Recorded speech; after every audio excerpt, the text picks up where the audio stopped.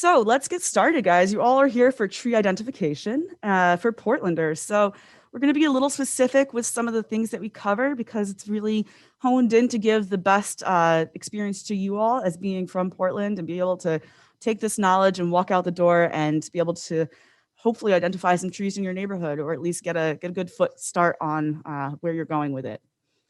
So I'm going to just start with urban forestry. We are a division of Portland Parks and Recreation, and we have three main branches. We have operations, who take care of a lot of our trees throughout the city. They're the folks who are still cleaning up from that President's Day ice storm. We have regulation and permitting, so a lot of those folks who issue permits and make sure to add protections and regulations to our trees so that we have a long, stable forest for a long time, many years to come.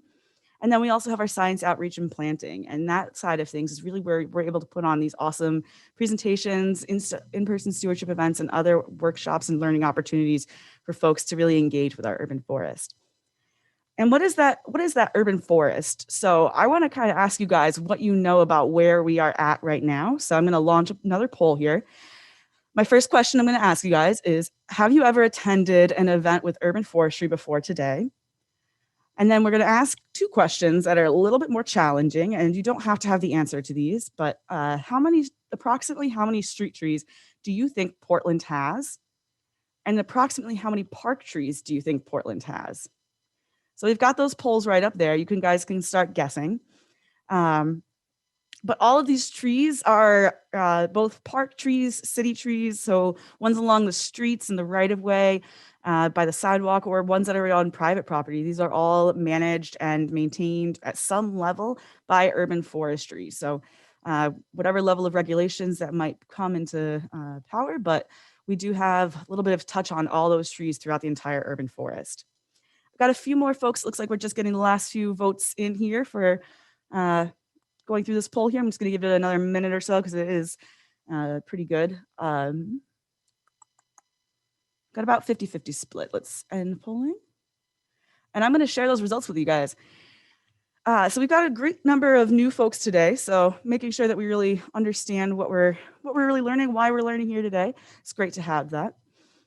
You guys are quite a bit more optimistic on our current status of the urban forest than we actually are. So we are not, unfortunately, at 500,000 street trees. I wish we have 500,000 street trees. That would be just absolutely incredible. But we are actually around 220,000, so about half that right now. And that is data that has come from our street tree inventory project. So from 2010 to 2019, we ran a park tree inventory project and a street tree inventory project, and we were able to get a lot of really awesome volunteers and community citizen scientists to come out and do a lot of really awesome work. And we were able to get these numbers and be able to provide a lot of the information that you guys are going to learn here today. So that falls into that group of the workshops and stewardship, the science outreach and policy side of, or planting side of things. So a lot of really awesome work. And then we also, for our number of park trees, you guys were a little bit lower on average. So fortunately, we have twice as many park trees as you guys thought. So kind of funny, you think that we have a little bit of an even balance, but we have a lot more of our trees in the parks than we do on our streets. So about 1.2 million park trees at our last inventory status. And then for every dollar that the city of Portland invests into urban forestry or into the urban forest, we get about $3.80 back from those trees per dollar. So really awesome return rate on the services and that our trees are providing to our city here. So let's get started on kind of learning about who those trees are. Ooh, there was the little bit there. So learning about tree identification and where to get started. Let me stop sharing those results so they don't clear up your screen there. So I'm going to start with just a little introduction on what is in a name. So if you kind of look at my name is Claire Carney. I'm the Outreach and Stewardship Coordinator with Urban Forestry, but different names that you can call me. I primarily go by Claire. I don't really respond to my last name as much. I had somebody call me that the other day, did not listen. But other names that have come up throughout my past life of years is just a couple different nicknames over the period. There's lots of different people who use different names on their own. So different historical figures or famous figures that go by other names than what they might have started with. And when you have multiple names, that starts to get confusing. I don't know if my boss were to hear somebody call me Clarney, I don't know if she would know that they're referring to me. but that's all right because I knew that that was referring to me. But to have that kind of confusion, that's why we have those names that we use. And the same really goes for trees. So there's at the same time as there's value in knowing a person's name, the same as that for trees. It's valuable to know who a tree is, what their name is, how you can call it a name, and to also be able to have the same name that other people use. So when you communicate with different people, you're able to have a similar standing of where your common language is. And what language we use for that is often Latin. So you often hear a lot of those scientific names. We sound pretty confusing, and it sounds like we're speaking tongues, but once you start to get a few of those names under your belt, they sound perfectly natural as saying Molly or Gina or all those other people who I might see on a daily basis. I can just as easily name those Latin names. So we want to really have that Latin name because there are a bunch of different confusing names for these. So right here, we've got a common name is a Norway maple. So the species is the Norway species, and the maple is the genus. So we know it's in Latin name. The scientific name is going to be Acer platanoides. And so most of what I use through the presentation today will be really looking at common names because those are the easiest for us to kind of start with. But it's really important to also pay attention to those Latin names as we continue through. So here's a really great example. I've got two starting examples of trees that have a little bit of many common names. So the Latin is Carpinus caroliniana, but you can call it the American hornbeam, musselwood, ironwood, blue beech, water beech, and I'm sure there's many other names, and those are just the English language common names for those. So if we were to look at one of our lindens, our Tilia americana, see, I said a linden, but I originally actually back in New York, I learned it as a basswood, and then more people as I come out here call it really just by the linden, or depending on what community you're in, they can call it different names. So bee tree, American lime, we've got a couple different Spanish names. So different names in different languages, but all together it's one tree, Tilia americana. And so we're able to kind of just use that Tilia americana when we want to talk about that specific tree, rather than all these different common names that can get very confusing.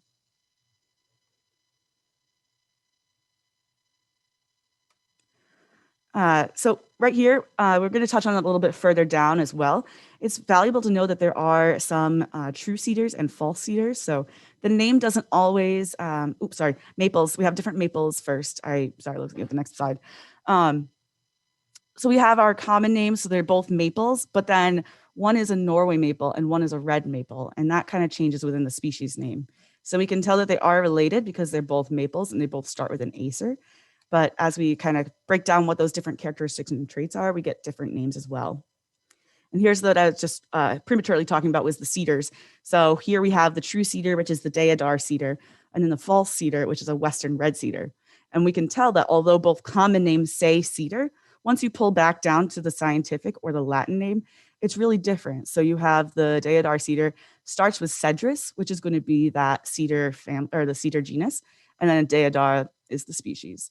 When we go to the western red cedar, it's going to actually be the genus Thuya, and then the species name is plicata. So it's almost weird for me to say it in two different words because I'm so used to saying just Thuya plicata, but western red cedar is not a true cedar. And common names just don't tell the full story all the time. So we wanted to think about those being related, but they're not entirely.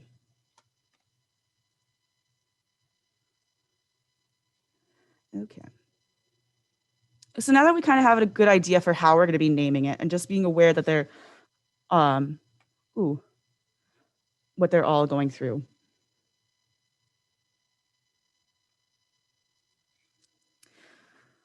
Let's see. Emma says that the slides are not coordinated with the species being talked about.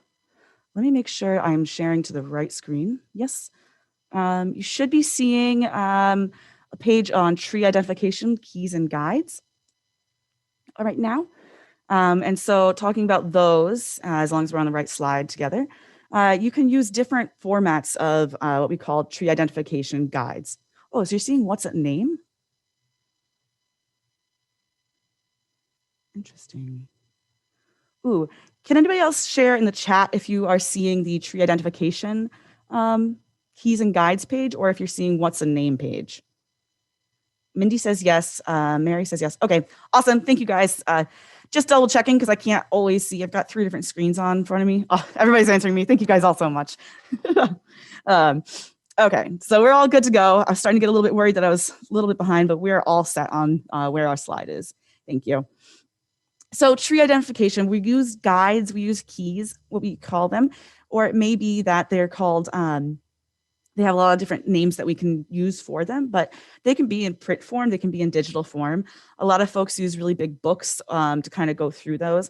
The ones here, you see the tree finder and then the winter tree one. Those are really tiny little handy pocket guides that are useful to kind of put in your pocket while you're hiking on a nice short hike where you want to be able to identify a couple common trees you might find in that location. And then those bigger ones are really going to take you down into what we call dichotomous keys, where you're going to really break down question by question. Is it this or is it this? Answer, is your cookie black or is it white? And if you have a black and white cookie, you get to say both. And kind of answering those questions will guide you on your path towards figuring out what you're looking at. So folks who participated in our tree inventory project have a lot of experience using those. We have a whole bunch of sets on hand, so we are able to loan those out if folks are interested. I know some libraries might be less accessible for those kind of guidebooks or other bookstores right now, but we do have some that we are able to loan out if you're interested in kind of looking through and being able to practice using one of those dichotomous keys.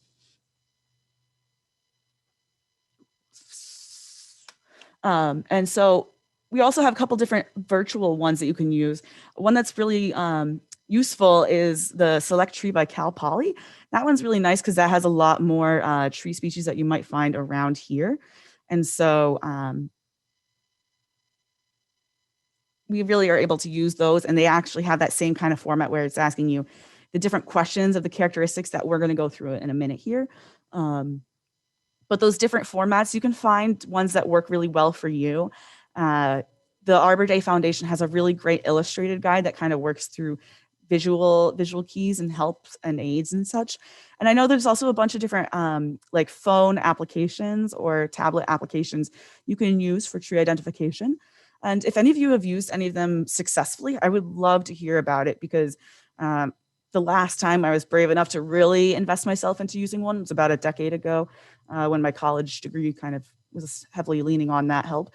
But they weren't really great back then. And so I wonder how they've really improved since then. And I guess I have to wait until the leaves actually come out on our trees to be able to test it, because they do primarily use just the leaf organ of a tree to identify them. So we're going to look at a lot more characteristics and traits and attributes of our trees when we identify them than just leaves. So those applications aren't always comprehensive.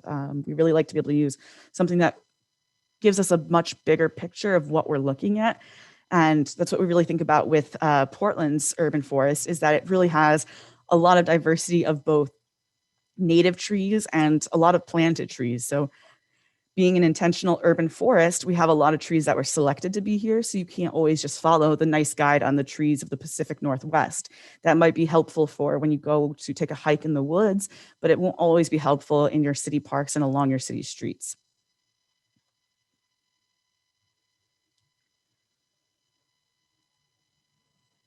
When we talk about identification, I kind of think about, how do you work on identifying somebody? Right now, we have a lot of hard time over this past year because you can only see my eyes and down. Not having our faces fully visible has been difficult for recognizing and seeing who we're looking at, because we rely on the entire face sometimes and oftentimes to really identify who we're looking at, who we're working with, who we know.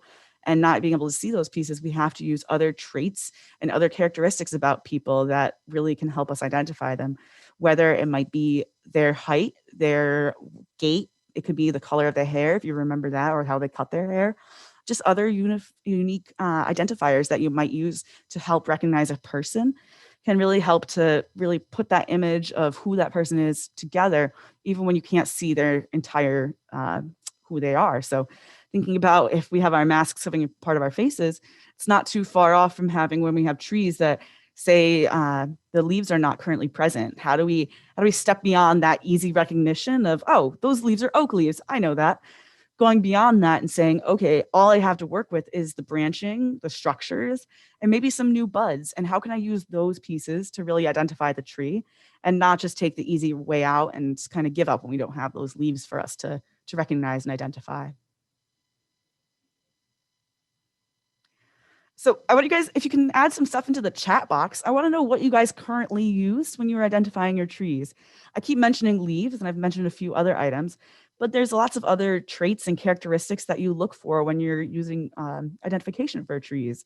And those guidebooks are going to be asking you about those. So understanding what those traits are and understanding what you're looking for can help you along your way to identifying these trees. We've got some answers in. So bark color and texture. Really awesome. I love thinking about texture. Leaf scar, cones, branching structure. Ooh, somebody's good over there. Some more cones, the leaf shape. Do you guys use all your senses when you identify a tree? I like to think about that and remind folks of that too, because you can use some other senses as well. We don't just have to use our eyes.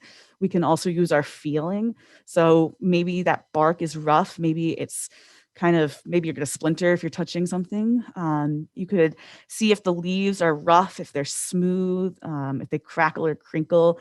Do they break immediately when you kind of bend a leaf in half, or do they really easily, flexibly bend with it? Are they kind of fuzzy on one side or not? Oh, somebody's got what I was loving to hear in here, a smell. So somebody guessed it is a California bay or an Oregon myrtle. That is the image on the right. And I had never smelled those flowers before, and they were absolutely delightful. So lots of trees you can identify by their smells before you even see them. If you ever pass by a Katsura in the fall, when their leaves begin to decay, it smells like cotton candy. And I swear I never believed it until I moved to Portland. And it's something about the perfect wetness of our fall, or the dryness, something with the dryness and the way that they decay just smells absolutely delightful. You won't often hear people talking about the delightful smell of decay, but with this tree, you will. Oh, somebody also says taste of sassafras. Although sassafras does contain a carcinogenic, so I cannot recommend you trying this. The stem of those leaves, if you ever happen to break one off and kind of chew on it, I think it tastes like Fruit Loops. Some people have some other things, but it's also where you get sarsaparilla for the original root beer. So lots of different smells and tastes and senses that we can think about when we approach tree identification. And yes, the ginkgo does not smell great when it drops those fruits. Once they start rotting, that is the decay that I will avoid. So good call over there. Thanks, Michelle. So a few things that we talked about, and we each kind of sorry, I can't stop. I'm just stuttering now. Each of those items we kind of picked on through our chat box. Ones that we didn't quite touch on. So with somebody mentioned flowers, but just to kind of share on here, we have catkins. Those are another type of flower. Our fruit, which includes different seeds, different cones, different types of fruiting berries and bodies. There's all sorts of different structures that can be unique to different trees in their genus or in their species. And we can really use those different characteristics to work through that identification. The ones that I'm really going to be touching on today are going to include leaves, branching, bark, size, and really looking at our environment and habitat. So we didn't really talk about that, but understanding and recognizing where you are can really help with your identification. So if say you're in a natural area, just last week, I was at Johnson Creek Park down in Southeast Portland, and I had not been to that spot before. And there were some trees that were not on our Portland tree inventory project. And I was staring there and I was like, what am I looking at? And I had to stop, and I realized I'm in a very native area. All the other plants around me are native trees. We're in a riparian area. We're next to water. And using those two pieces was really helpful to be able to narrow down what my identification was, because I knew what I could expect to see in that environment by those pieces. And like I said earlier, we are in an urban environment, so that's not always going to happen. In the urban environment itself can be an indicator, because you have to think, would it be likely for me to see a native tree popping up in this right of way? Not necessarily.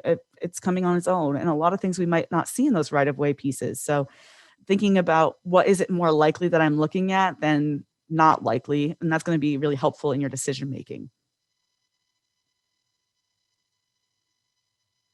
Okay, so starting a little bit between looking at the different leaf types, we have our needles or our scales, which is going to be our conifers.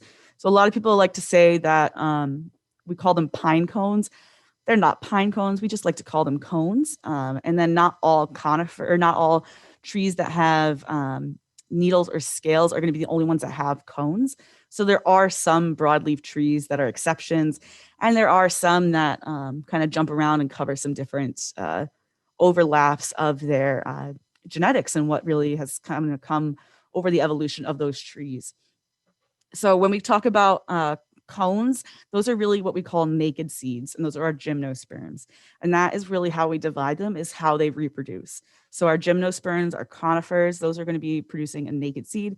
And then all the other ones are broadleaf. Those are what we call angiosperms because they have a flowering body. So whether that's a traditional looking flower or it's a catkin or it's something in between, those are kind of separated based on how they're reproducing. And a couple ones that kind of make us a little extra confused are going to be throughout here. So folks who know like the ginkgo is considered a naked seed. That's why people love talking about it because it is a very old, considered like prehistoric tree species.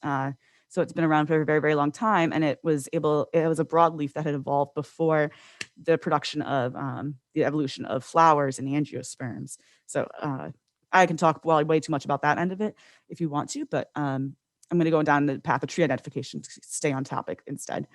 So kind of looking at these different traits, what we're looking for, what are evergreen and what's deciduous, those aren't really going to keep too much of the separation on that because we can see within the same genus, within the same family, trees being both evergreen or deciduous and losing their leaves every year.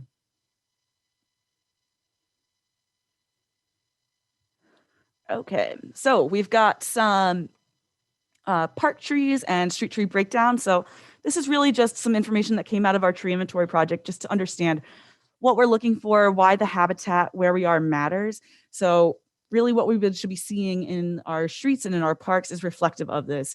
If you think that you're seeing something that might not be there, you might have the chance that it really isn't what you think it is. So there are some really fun, unique species in our parks, and you can always access our online park tree inventory and street tree inventory from our website. If you go to portlandoregon.gov/trees/get involved, you'll be able to connect with the tree inventory project. And we have an online web map you can access from any device, wherever you are in Portland. And as long as your internet works cellular, you can really see, hey, is this tree what I'm looking for? And be able to click exactly on the tablet where you're looking to see what that is. It is not entirely comprehensive. Some of our more natural areas we're not inventoried, but for the most part, our parks, most of those 1.2 million trees are. So we've got a couple different breakdown. We talk about broadleaf, we talk about conifers. We also want to talk about deciduous and evergreens. So deciduous are the ones that are going to be losing their leaves on an annual basis, and evergreens, they lose their leaves not on an annual basis, but it can be on a cycle of anywhere from 2 to 5 years, usually differing and specific by the tree species. So certain trees have different cycles and are able to follow those, but there's never a point that all the leaves are not present on that tree.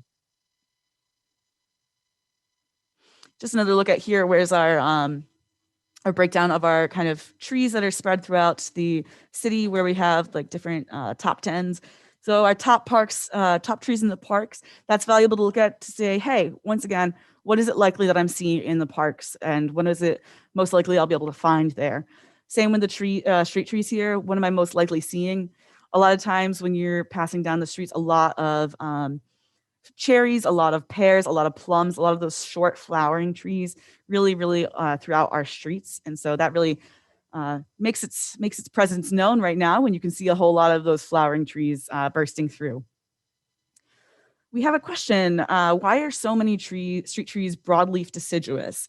So that really happens just as a lot of habits and just cultural habits that have happened over the past probably 100 years in different cities throughout the country. It was to really focus the attention on planting broadleaf deciduous trees in our right-of-ways. That's just what our design has traditionally been or historically been.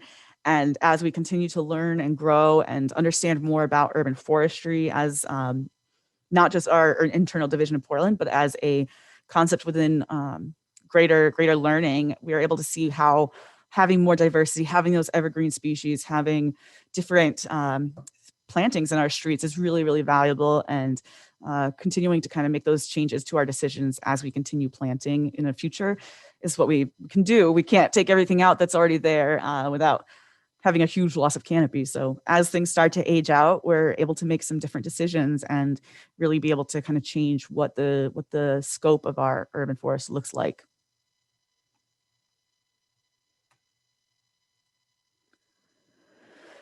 Okay, so look in here. There's different types. Oh, let me see. I got just a bunch of questions. Let's go back one.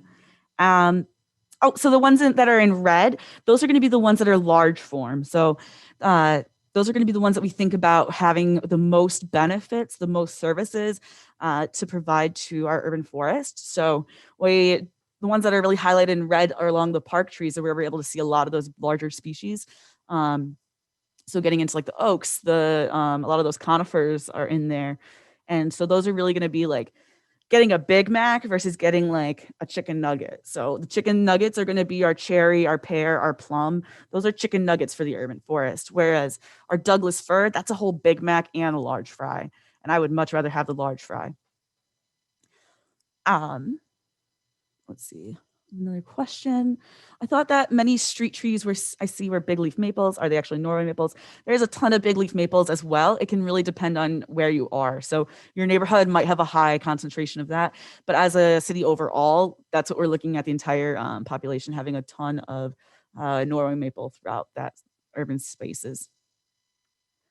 When we talk about services that the trees provide, that could take me probably like another 10, 15 minutes to fully go through. But when we talk about services, we're kind of looking at both energy savings for property owners, cooling costs, filtering carbon, sequestration, really filtering pollutants and air, different equitable air support, different environmental impacts. There's a whole slew of them that we can really go on about, but overall the services that these as a city, we really value our trees as being an urban infrastructure.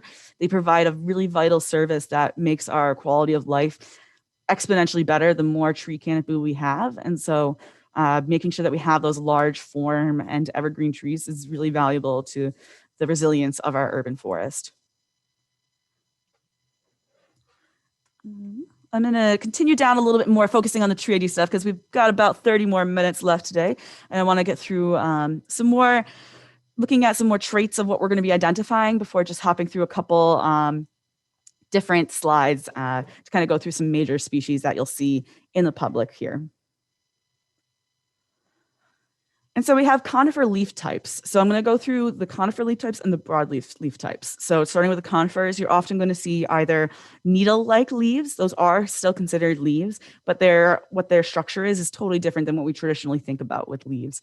So those needles, each of those is that kind of functional body of being a leaf. And the same goes for the scale-like leaves. So differences that we see in species, really important. We'll kind of touch down the end. Cedars, true cedars versus false cedars. One of them has scale-like leaves, and the other has needle-like leaves. And so being able to kind of tell the difference between those is huge when you see them on person. But when we saw just the paper in front of us, the two names look very similar, and we would expect them to maybe look similar. But when you get up close, they really don't. And we have just a couple different ones that are common in Portland, really your spruces, your pines, Doug fir, true firs, true cedars, and our coast redwood have those needle-like leaves, and then our scale-like leaves really going towards the giant sequoia, and then those false cedars, which are the western red cedar, Port Orford cedar, and our incense cedar.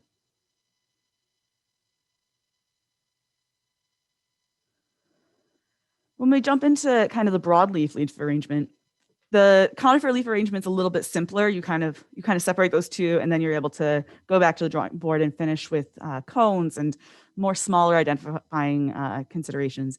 Our broadleaves have a lot more that we have to kind of go through and separate before we can identify who we're looking at today. So a key characteristic that we look at is the leaf and the branching pattern. So when we saw the conifers having the needles and the shape of the scales, that's really helpful for that. But when we look at broadleaf trees, our first thing that we want to look at is whether they're alternate or opposite. And so that's going to come when you look at that main stem. Where are those each of the different leaves coming off of it. And so right on the image on the left here, we have those being opposite. So it's a maple. I believe it's a big leaf maple by the leaf shape. And so that has each of those stems coming off opposite on that same branch. So that means that there are 2 nodes for every bud. And then over on our alternate, you only have 1 leaf per bud. So each of those, or per node, sorry. So we're able to have just alternating on those, and that's going to be the primary. Most of our trees are going to be alternate. It's going to be a smaller amount of them, at least number of like diverse tree species individuals that are on the opposite side. And one of the ways that we are able to remember it is with the phrase madcap horse. And so that leads into your maples, your ash, your dogwood. Then we have the very easy rolls off your tongue Caprifoliaceae, which is going to include your honeysuckles, I believe your viburnums, and some other things that we kind of consider a little bit more shrubberies than trees, but they still have a woody stem and can confuse you in certain environments. So it's helpful to know those as well. And then our horse chestnuts, that also includes buckeyes, but those will also have opposite branching. And that's just talking about the native ones. There are some non-native trees that we have planted throughout the city of Portland that have opposite arrangement and can also kind of throw you off if you're not expecting it. So we had been, one of our stewardship events just a couple of weeks ago, we had been seeing a opposite branching tree, and we were just really weren't sure what we were looking at because my brain was only thinking about our native trees and not what we also plant as well. And so once I had to step back and say, where are we? We're not in the natural environment, we're in the urban environment. And that includes a lot more than just our, the native trees that we would see here in Oregon, or even in our Northwest, Pacific Northwest, or Native or North America. We get a lot of tree species that survive and do awesome here from all around the world and around the country.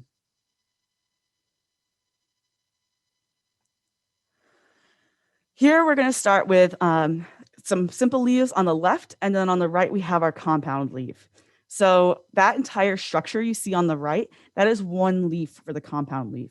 Each of those individual pieces that you kind of would traditionally think about as a leaf, those are called leaflets.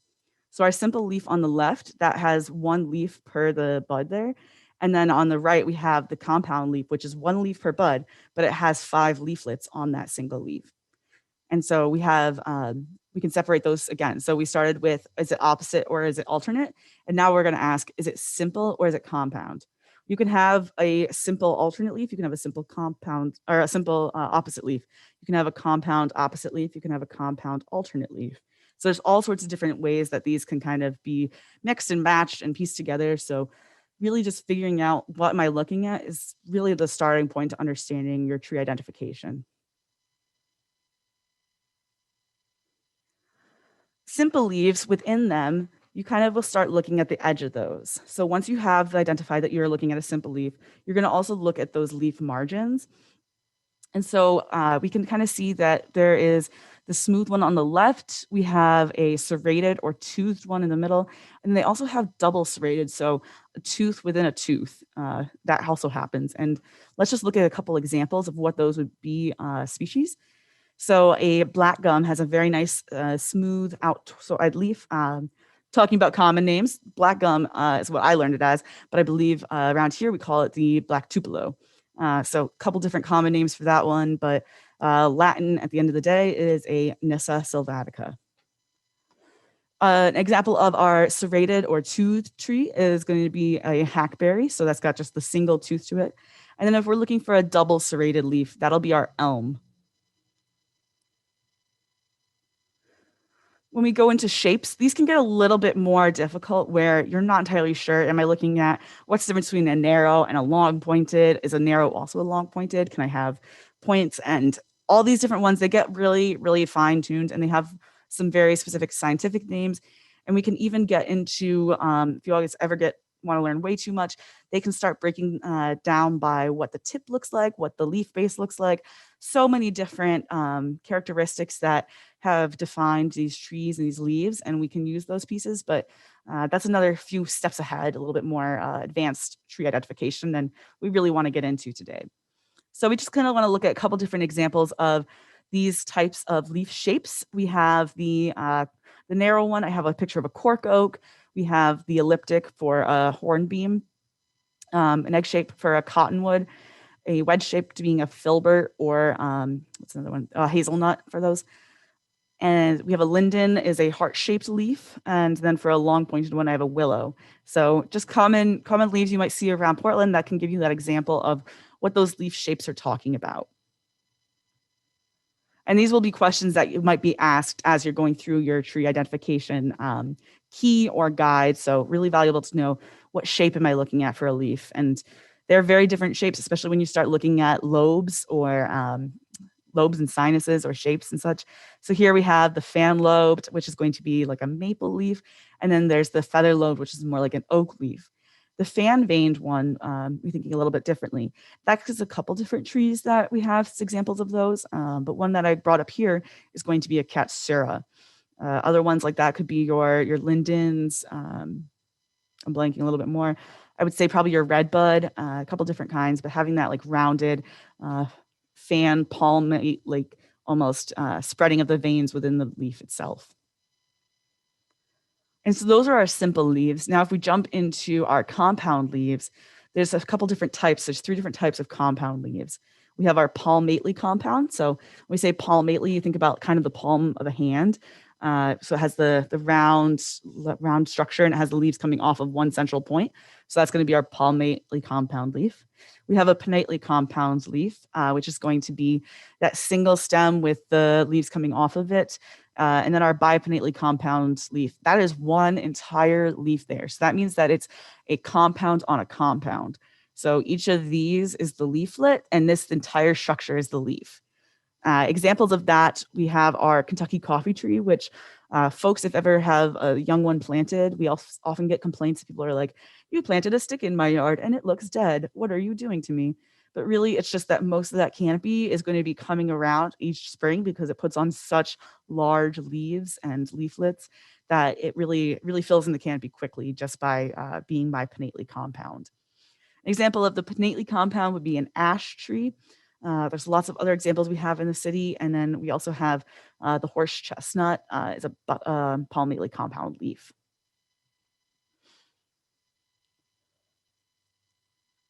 Awesome. So the other one we talked about was textures and kind of talking about patterns. And I really like to be able to kind of use this because patterns are very different, and the way we describe them can be very different, even within how I like to describe the bark that I see on trees to other people. It can be a varying language. And so these are just the base of like languages that we talk about when we're saying barks, having those kind of furrowed or ridges.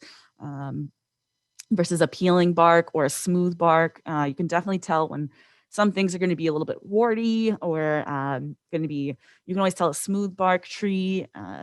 Folks love to kind of scrap their name into smooth bark trees, even though they often pick the wrong species. There's only one that works really, really well and heals over nicely.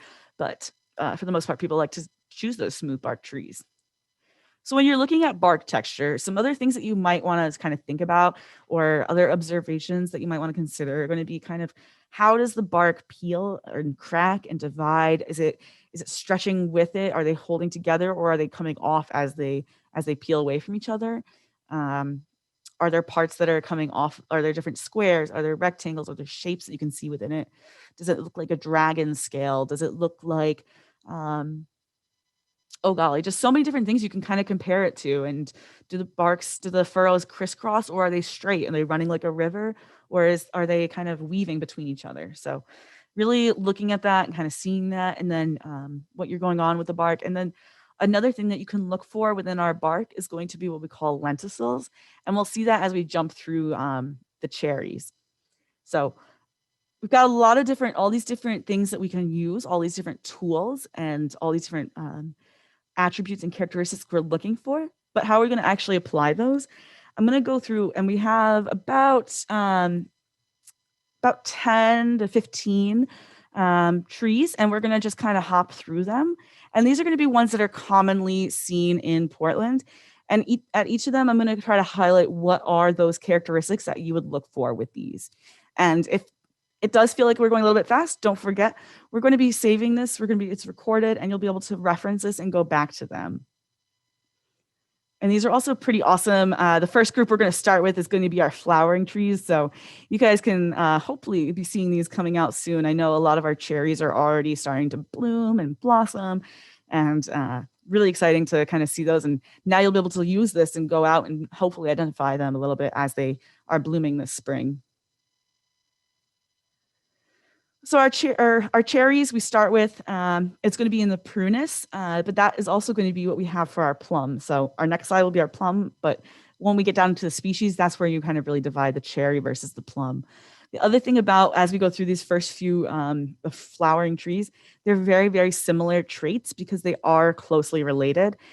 We really just kind of break them down into different names and categories by a couple different traits and species characteristics, but for the most part, they're those short little flowering things that you'll see beautiful in the springtime and providing great fragrance in the spring as well. So our cherries, all these are going to be simple and alternate. They all have serrated leaves, and for the most part, they have a very pointed tip on the end.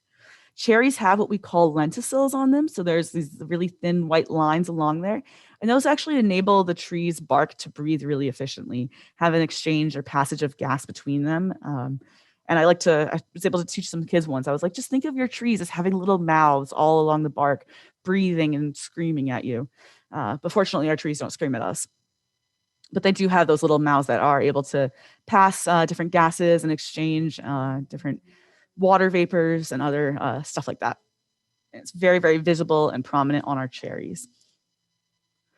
Our plums, like I said, also a prunus, but these ones have very purple leaves. The fruit is a little bit different. On this one you saw it was kind of a little bit more red, like a cherry. These ones kind of have a little bit of a different long color to them, but the fruits are very, very varying. I don't know if I could say very 3 times fast, but they are varying. They have a lot of different shapes and colors. People select a whole bunch of different what we call cultivars when they plant them in the city. So if your neighbor 40 years ago wanted to have only pink flowers, they probably picked the tree that they wanted to have for those colors. And somebody down the street might have picked a different, maybe a crab apple here because they wanted to have white flowers or some other color trait. People also select for what size the fruits are going to be. So not only the crab apples here, you see they can have different leaves on the same tree. And people can sometimes think about that and consider that. But when we go over to the next one we have here that's related is the hawthorn. Still, you can see all of these guys. They're the simple alternate serrated and having really similar form and appearance to you. The hawthorn, by the name, you can hear it does have a thorn to it, but not always. There are some that are selected not to have the thorns, and different nursery growers are able to make that available to the public, just because sometimes you don't want to have a tree that can hurt you. And then the other thing with a lot of crab apples and a lot of the different fruiting trees here, we can decide which size fruit we want. So some folks want to have a good size fruit to be able to provide habitat to wildlife, and maybe they really like that bright red color in the fall and summer. But others might not want to have those fruits everywhere making a mess on their sidewalk. So people can select different sized fruits, or even some nurseries are able to grow them that are fruitless entirely. So whole bunch of different decisions and different varieties. So a lot of these flowering trees are not always going to be the same, and they're not always going to look the same from one street to a next. So it depends on what the person who was planting them really wanted to put in the ground for the neighborhood. And then the last one in that same kind of group is going to be the pear. So we would have a Callery pear, and those ones are really well planted around the city. You can see them a lot. They don't get to be too tall. That's the same with all of these trees here. So often find them in street trees that are kind of small spaces, or you have some overhead wires running along that street there. Our Callery pear is one of the most popularly planted trees in urban environments.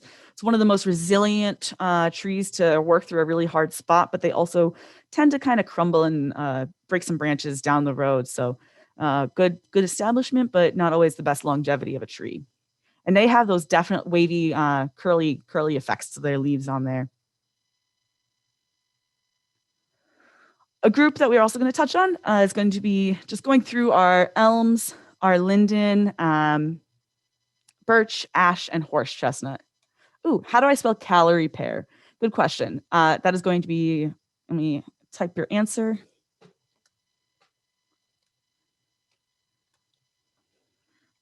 There you go. Awesome. So that's how you spell that there.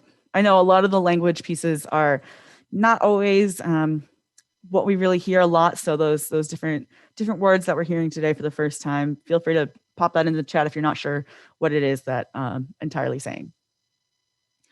So our next group, we're going to be a little bit taller here. Most of these are going to be a little bit medium trees to larger form trees, all still deciduous broadleaves.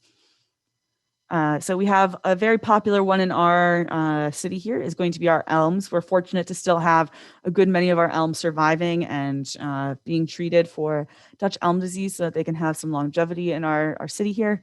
They have a beautiful form that people really know where they are starting to kind of go in that vase-shaped form, which gives that quintessential American roadway where you're driving through and you have beautiful arches of green branches on either side of you. But they're also failing a lot across the country. And we can really recognize them by here. We see they have a very, very pointy tip. And those leaves, that's one that we can think about texture. So a lot of our elm species have some texture to the leaves, whether they're fuzzy, they have hairs to them. Some of them are rough feeling like sandpaper. And you can kind of break down which elms you're working with based on those feelings and traits that you see there. And they also have those really fun different papery seeds over here that are quite unique to the elms. We also have our lindens. Those are going to be simple and alternate. They also have an uneven leaf base. So we saw at the elms here, they have an uneven leaf base at the top here, right in that area there. And then the lindens as well, they also have that uneven leaf base right in here. And they have a really nice, it's a fragrant flower, but it's not a very showy flower. So folks don't usually see them as much as they do the cherries or the other ones, but it is I love it. I like the scent of it very nicely. And it also can make a really great tea. Our birches, they are also simple and alternate. They have a serrated leaf margin, so they got those sharp edges to them. And then also oftentimes their bark is going to be white and flaking, but that's specific to the paper bark. There's a whole bunch of other different kinds of birches. There's river birches that also have a very pale white, whitish red peeling bark. And so overall, the birches do have that peeling effect. But not all of the trees are going to be really abundantly peeling. It depends on what is going on with the tree, what its location is, different stressors going on, different environmental factors, and each tree can be a little bit different. Ooh, I've got a question. What was the pyrus species, the common tree planted in the 1980s that was very brittle and branches breaking off? I would go for a guess that it's going to be the calorie pear. That was really popular during that time period. And it's also, that's about the age, they're about 40 years old now, that they're starting to kind of age out of their time here in Portland. And so they do have a lot of kind of funny, I'm not a fan of pruning them.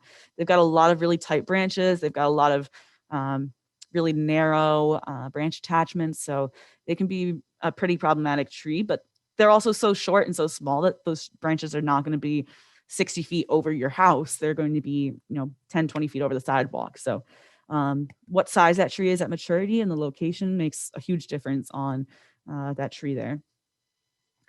Just hopping back over to our species here. We've got the birch we talked about. Let's hop on our first compound leaf. So we've got the pinnately compound ash tree. So we do have the native Oregon the Oregon ash. We also have some white ash. We have some green ash. There is even the common name of a mountain ash, but is not related to Fraxinus. It's a totally different genus. So using those common names again, we got to watch out. But for the most part, our green ash, our white ash, and the Oregon white ash, or the Oregon ash. Those are the ones that we see a lot throughout Portland. And those ones also have a pest that is threatening them. So similar to the elm disease or the elm trees and their Dutch elm disease, ash trees also have another pest threat to them. So we got to keep an eye on them. If we start seeing them declining or really starting to kind of brown out, drop their leaves, or lose bark, really paying attention on that because we want to make sure that our trees are healthy and our urban forest is healthy for the future. And then a palmately compound leaf, just to kind of get a different one there. We have our horse chestnut and our buckeye. Many people know our horse chestnut because it is a nuisance species in our street trees. It drops a ton of those little seeds that are all over the place that many of you could probably recognize in that top picture there. They're quite I like them. They're nice and smooth and shiny. They're fun to play with when you're a kid and you're going on hikes in the forest and you find a buckeye to play with. But they are quite irritating when they're on your sidewalk and you're trying to walk, or they're all over the road and making a mess, and all the squirrels are chasing after them. So they are considered a nuisance tree in our city, but they're also really identifiable by those leaves and by that bark there. And you can see this picture here of the bud. I actually have one right here too. I really love horse chestnuts are super cool because they're when their buds are first coming out in the springtime, if you touch them, this one has been probably pruned off for at least a month now, and their buds are sticky, and that's always just fun to be able to kind of say like, is that a horse chestnut? I don't know. Let's find the bud. And it's these big fat sticky buds that you can kind of reach up on a low growing branch and be able to touch it and feel how different that is. So using our senses again to kind of experience a tree in a different way. Our next group we're going to kind of go through is going to include our maples and then our maple lookalikes and then our oaks. So these are really basic ones that we see a lot of in the city of Portland. As you guys saw, the Norway maple is the most prominent street tree at 27%. And so ways that we can identify those, they often have those big leaves that are very similar to the big leaf, but without quite the same depth to those lobes. So a bit more full out. It also has a milky sap. So if you ever pluck one of those leaves off, it usually kind of puts out this gross little milky sap you can see there.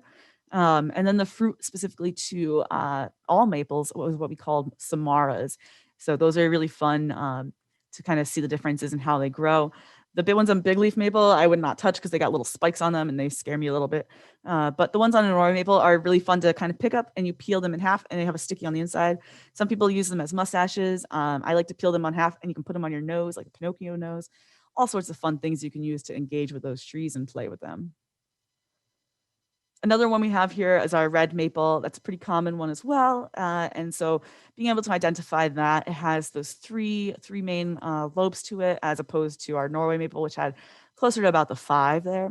Our red maple has the 3, and our Samara looks a little bit different. So when we kind of talk about identifying between the maples, it starts to really break down. I believe there's over 400 different species of maples in the world, although the majority of the diversity of them come from Eastern Asia. So not too many that we've got natively to America compared to the rest of the world, but we still have a ton here.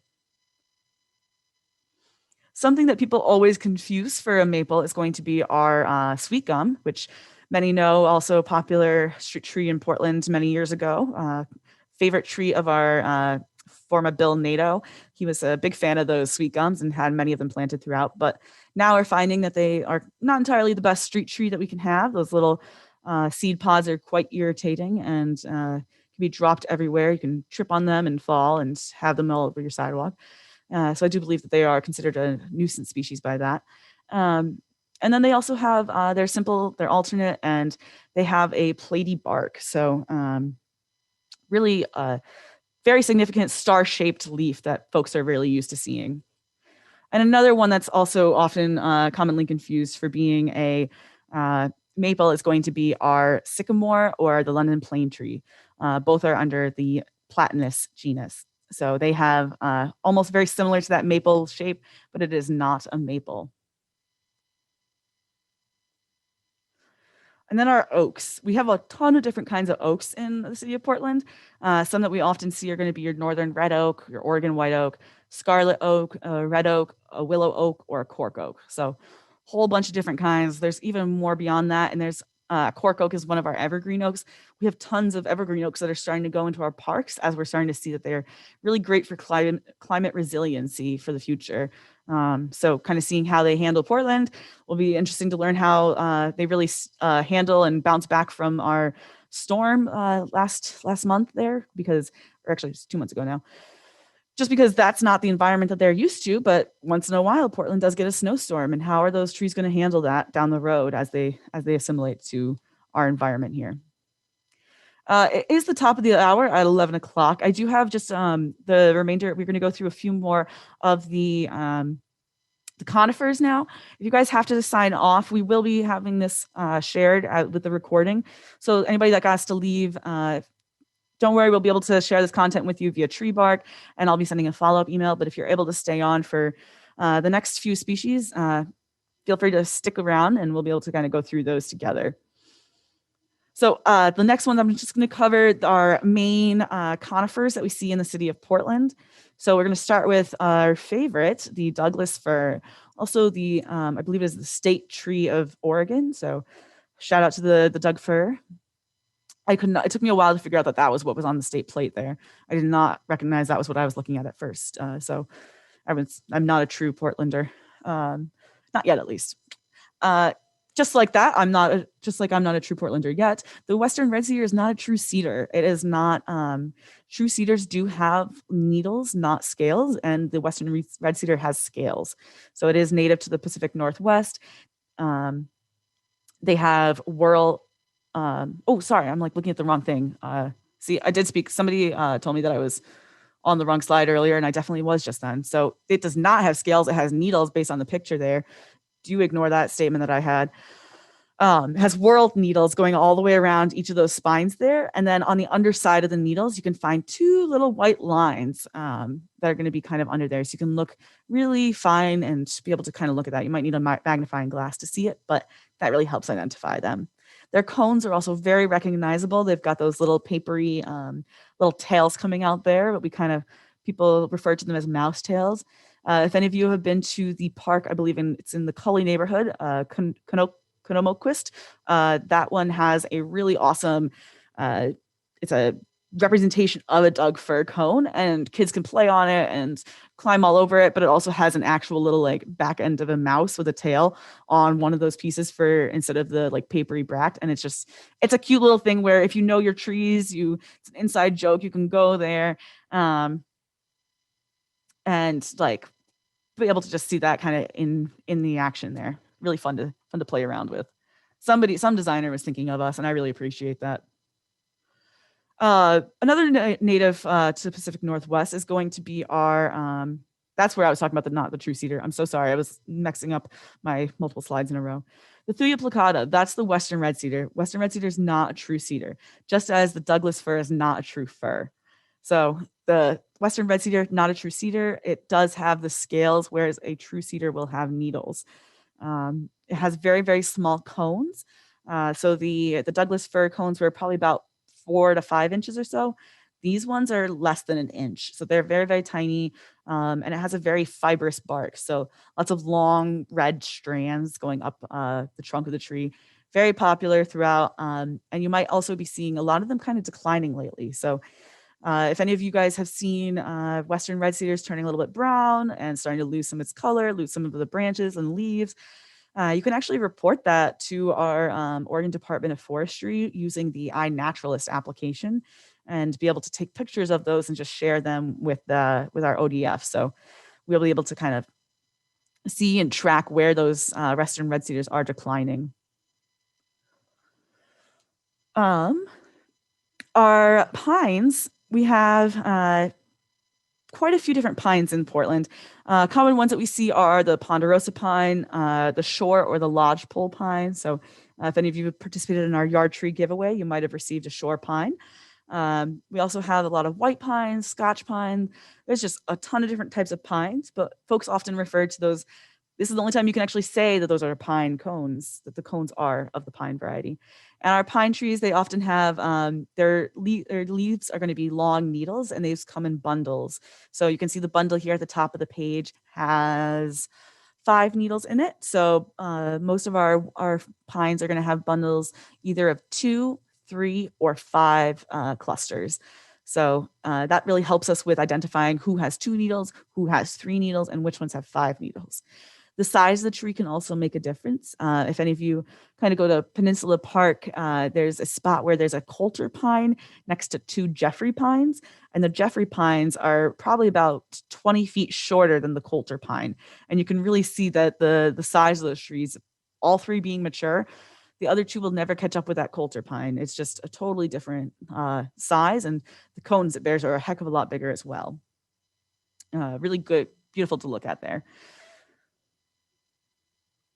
And then our cedars. So I saw somebody asked about the true cedars, or true firs and true cedars. So a true cedar is going to have those needles there, and it's going to be coming off of what we call a spur. So you can see it's kind of clustered. It's a little bit almost what we might say like whirling in a little pattern. It looks like a little like the end of a broomstick. That's going to be the cedars. So for those two that we see most commonly in Portland will be the blue Atlas cedar or the deodar cedar. Really very similar structure, very much look alike, but then the colors are a lot different. The cones are different. And you can really identify those ones significant. They're pretty big trees. They're very beautiful and great to find one of those on the tree inventory to go visit. Somebody else have the question for a true fir. I didn't bring the firs onto here because we really don't see too many of them in our parks. They're not as abundant. I would say if you really want to go look at a whole bunch of different firs, go to Laurelhurst Park. I believe the northeast corner has a bunch of different, has a few different types of firs, from grand fir, and I can't remember any of those at the off of my head right now. But they're pretty cool where that they look a little bit more similar to what we have our spruce here, but rather than being kind of all the way around, they're much more flat, or kind of like almost like spider legs coming off of that central stem. So all the needles kind of come flat off of it. But I don't jump into it too much on this presentation, so I do apologize for that. Our spruce, though, those ones do have needles again, and they are kind of that dense, that rounded, not quite the same as our Doug fir, and not quite the same as some of our others that we see throughout here. They also have hanging cones. So what's fun about if you ever see a deodar cone, they're coming straight off of those branches. They're coming up from where that point of origin is. And then when we look at our spruces, those are going to be dangling down. So these are going to be hanging down from that branch there, from the tree, all throughout the tree here, and kind of has that different there. Common ones we see in the city of Portland are Norway spruce, our white spruce, and our Colorado blue spruce. And I wanted to also touch on and compare our two what we confuse a good amount that are named as a sequoia. So one is a coast redwood, which is the Sequoia sempervirens. And then we also have our giant sequoia, so Sequoiadendron giganteum.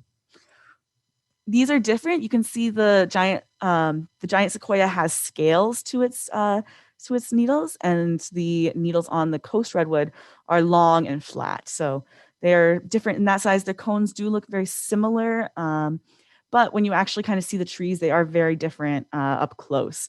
So one is got one type of leaf and one has another type of leaf, but their names sound like they should be similar. And in reality, they have very different environments. The coast redwood likes to be along the coast and thrives in areas that it can get moisture on its bark there. And if you ever kind of visit one in the summer after a lot of dew, you'll find the spongy bark of a coast redwood is very, very moist, like a sponge. It's absorbing the water around it. So it's pretty cool to kind of go up and feel just how like spongy that bark can be at times. And just to kind of go through some reminders, we covered a lot of different trees, but we're going to really look at when you walk up to a tree, is it opposite or is it alternate, simple or compound? Do you have it, is it deciduous or is it evergreen? Does it have cones or does it have different types of fruits or seeding bodies? Looking at what is going on with the different leaves throughout the tree. Sometimes somebody mentioned sassafras earlier for the flavor that we're not supposed to eat because it's carcinogenic, but sassafras also can have 3 different types of leaf shapes all on the same tree. And so they call them, there's the dinosaur foot, there's the mitten, and then you have just an entire leaf. So all different leaves could be on one tree. So you got to keep looking around. Also keep looking for your branching. It can be really hard, especially with mature opposite trees, when you're kind of looking up into the canopy and you really got to find where you can find a couple spots try to find multiple times that you can see that it's opposite branching.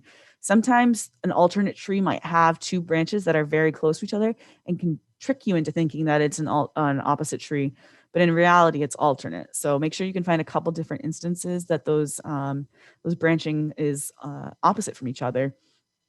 And then also looking at what your environment is. Are you in a park area? Are you in a street? Well, not in the street. Are you along a street? Are you in somebody's backyard that maybe they planted things because they wanted to reflect where they came from, or other design features? So really acknowledging what is going on in the space around you to help with your identification.